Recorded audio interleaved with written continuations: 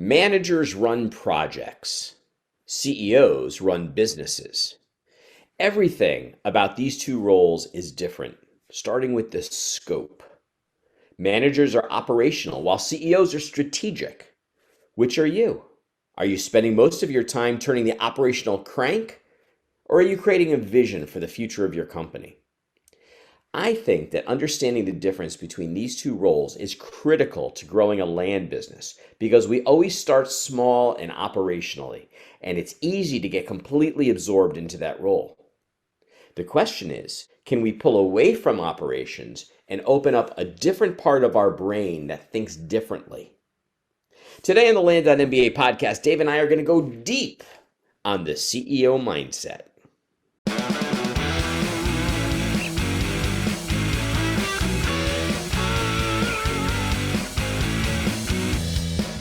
Hey, buddy, what's going on today? Oh, I got my CEO suit on. I actually, you know what? I put a blazer on and I was going to put a tie on and I'm like, you know what? I just don't have it in me. I haven't worn a tie in so long. I just can't do it. Don't want to. I can't even remember how to tie one, and that's a good thing.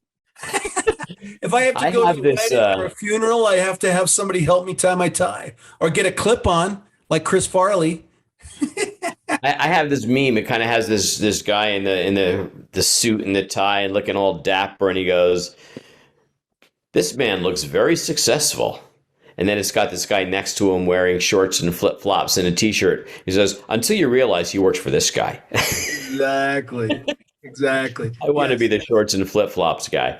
I love having, what I love about being my own boss is, I love the ability to just show up at a title company closing, lawyer's office, t-shirt, jeans, and flip-flops. And you know what?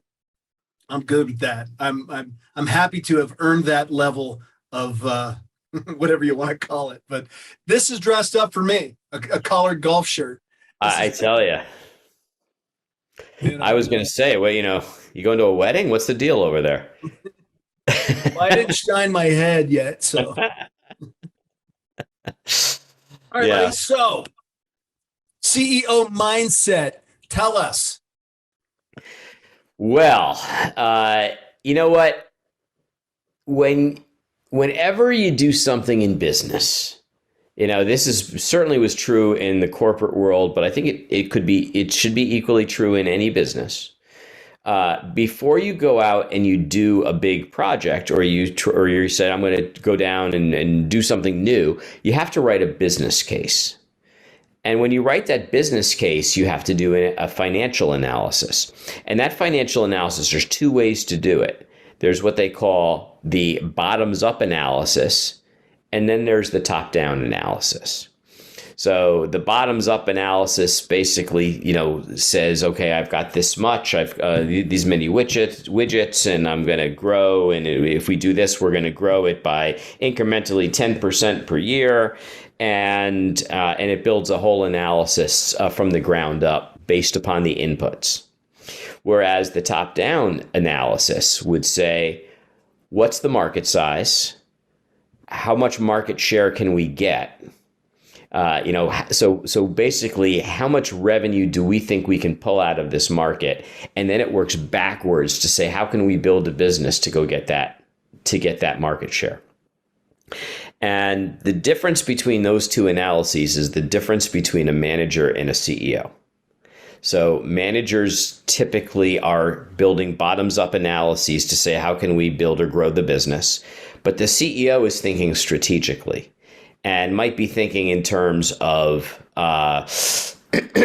inputs that other people aren't even thinking about, built on partnerships, built on knowledge of where markets are moving. Oh, this market is growing at 20% per year. And if we do this, we can get a unfair share of that market. So it's all about understanding the opportunity and working backwards into the how can we then capture it, as opposed to understanding what we're doing and then how can we incrementally grow it. Are you ready to launch your success in the land business?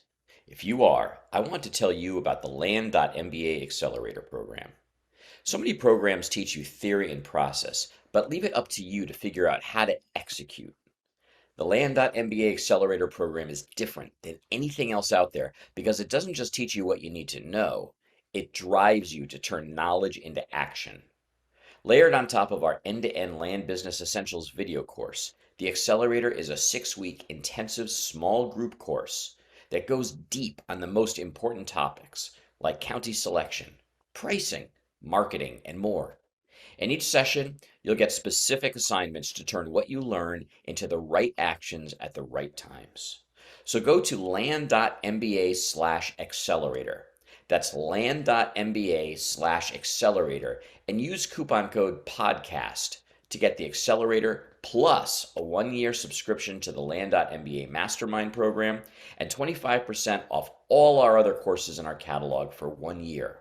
Courses such as the Advanced Master Your Pricing course. You'll also get $100 off of Price Boss, the premier pricing tool in the industry. Our May session is filling up fast, but we still have a few seats left. So if you're ready to launch your success, don't hesitate. Go to land.mba/accelerator today. It's a huge, huge shift in thinking.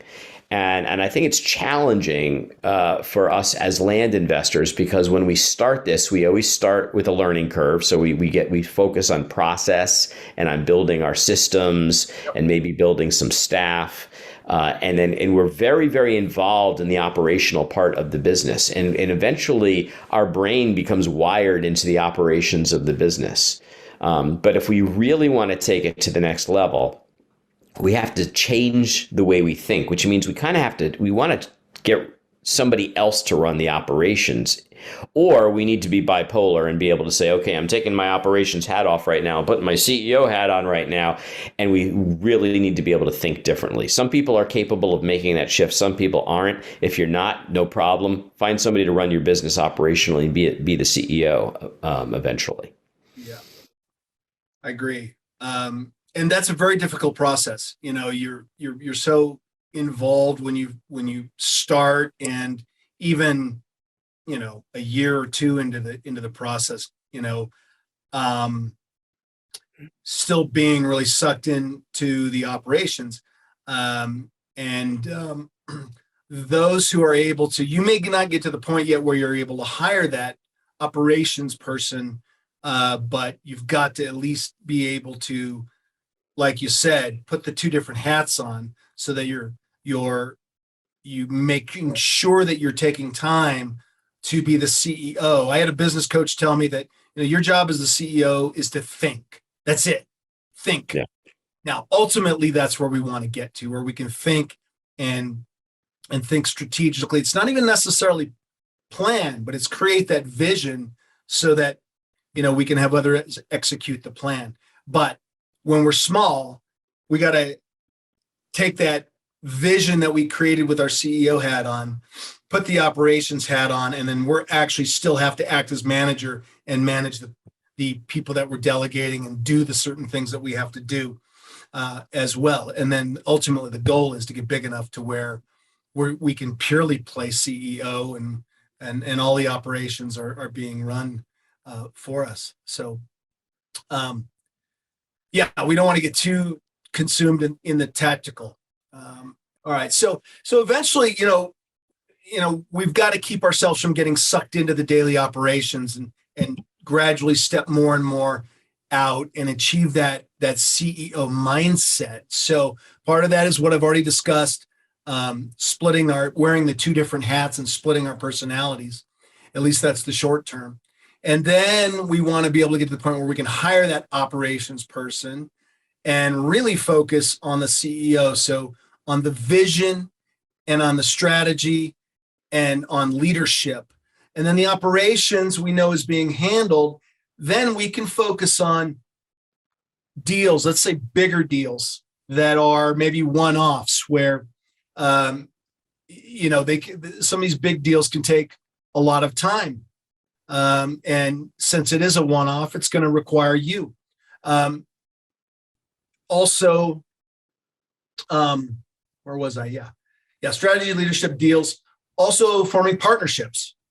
You may meet people in masterminds, people in the industry, or maybe an investor, some other business partner, that you can form strategic partnerships and relationships and those kind of things. Those are the things when you start plugging in those key who's in your business versus the hows, you let your operations person worry about the how, and you start developing key relationships.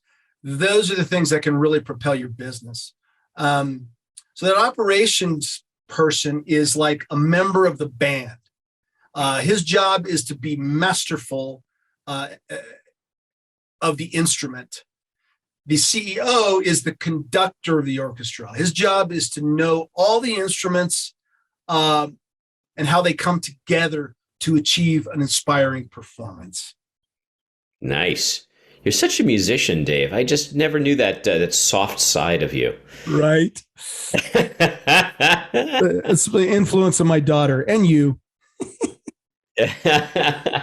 So, yeah, I mean, if you know Cisco Systems, great technology company, started in the 90s, became the dominant force in IP technology. They were the router company. They expanded into everything, voice over IP.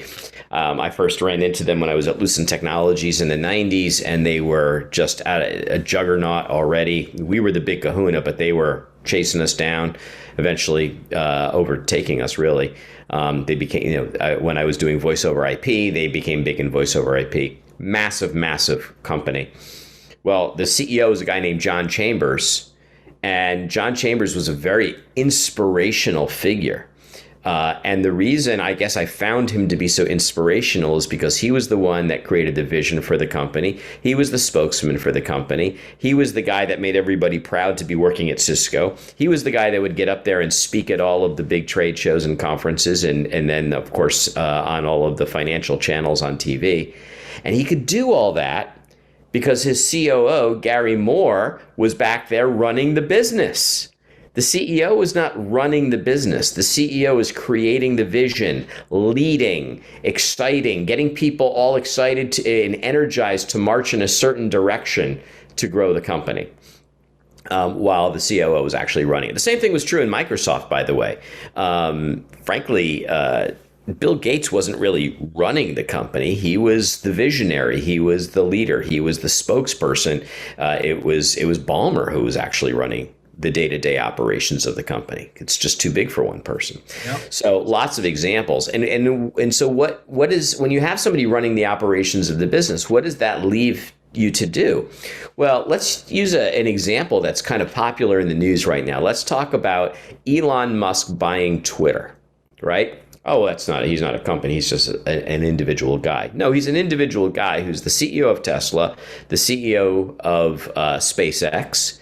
I forget the name of the company, but he's the CEO of this company that does brain-computer interface. AI. And now he's going to be CEO of Twitter, I assume. So he's out there saying, you know what, I'm doing this because I believe that free speech is elemental to democracy. Okay, so this is just a goodwill gesture? You're going to spend tens of billions of your own dollars just out of a goodwill gesture?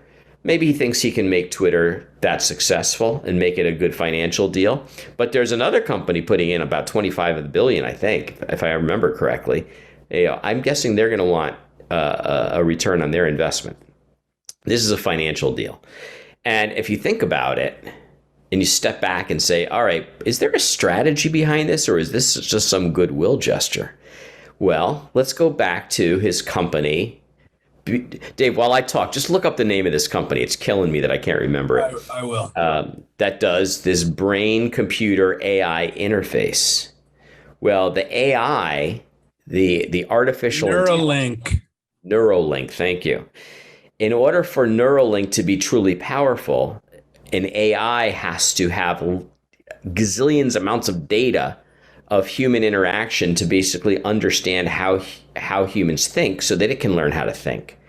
Now, if you had a company that was spewing out billions and billions of thoughts and messages a day, maybe you could mine that information for the AI to train the link between the computer and the brain. So I think that what he's doing here is he's building a company where he's going to use the knowledge asset that that company owns in order to support the other company, Neuralink. It's all part of a much larger strategy. And so that's the way CEOs think. We think in terms of strategy. So maybe it's, in our case, being in the land business, it's about creating partnerships with financial people, or maybe it's creating partnerships with realtors where you can dominate a county or an area. But you want to be able to build relationships and bring in assets beyond what's available in your company so that you can grow faster. But you can't do that, frankly, if all of your time and your energy is being sucked up in turning the crank and writing ads to sell your properties. You got to outsource that, and you got to get somebody to run the operations. Absolutely. Yep. I agree. So when it comes to real estate investors, not even just land investors, and I've got quite a bit of experience. I've been, a real estate investor, started flipping houses and wholesaling houses and acquiring a couple of rental properties about 12 years ago. And, it's from what I see, most real estate investors never really separate themselves from the operations and don't develop that CEO mindset. They're still doing way too much themselves. And, that mindset has to come first before you're able to separate yourself. And, that we talk about mindset a lot lately, and mindset is not something that you just magically, read a meme or read a book and your mindset change. You have to train. You have to train your brain. Every day we have to work on our mindset so that our thoughts become fluid and habitual. And over time, we actually build confidence and faith in ourselves to take the step out and do what we want to do and hire who we need to hire. It's really about, building that mindset is about building that vision and then going out and manifesting that vision. So I broke this down into an operations mindset leads to incremental growth. So there's a book by John Maxwell called Developing the Leader Within. And then he followed that up with another book, Developing the Leaders Around You. So developing your own leadership skills can lead to incremental growth in an organization. Now, developing the CEO mindset, which means developing the leaders around you, can lead to exponential growth. But what does exponential growth do for you? Well, okay, more income for sure, but it also leads to that freedom. It's why we got into this business, is for the potential of freedom and it to be a lifestyle business. But if we don't get out of the operations mindset, we'll still create the money, not as much, but good money, probably better than you were making in your W-2. But we're never going to create that freedom because we're always going to be busy working on the things that we shouldn't be working on. So I think we're coming up to the end. Howard, do you have anything to add to that before we? Yes. So figuring out how to be a CEO and have that mindset it's not like you can just say, okay, today I'm going to have a CEO mindset. It's something that requires constant self-education, work, community, all the things that are necessary to develop our personal skills. And so to that end, David and I are putting together a Land CEO live event late in the summer of 2022. I'm just teasing you with it right now. There is a link in the notes to a page on our website where you can express interest in joining. This is not for everybody. This is for people who are ready to make that jump to become CEOs of larger companies, and to really take their company, not incremental growth, but step growth, order of magnitude growth. So if you think that this is you and you'd like to participate with like-minded people in a live event to really explore your CEO mindset, go and fill out that form. We'd love to see you there and explore it with you. So I think that's all we have for today, Dave. All right. Excellent. Everybody, hope you have a wonderful week. We'll talk to you soon. We hope you enjoyed this episode, had a bit of fun, and walked away with some actionable insights that you can apply to your business. Dave and I have got some great content and interviews planned, so don't forget to rate and review, and of course subscribe to this podcast on iTunes, Google Play, Stitcher, or wherever you get your podcasts. If we mention any interesting links or tools, you'll find them in the show notes. To learn more about Land.MBA, visit our website at, wait for it, Land.MBA. See you next time on the Land.MBA Podcast.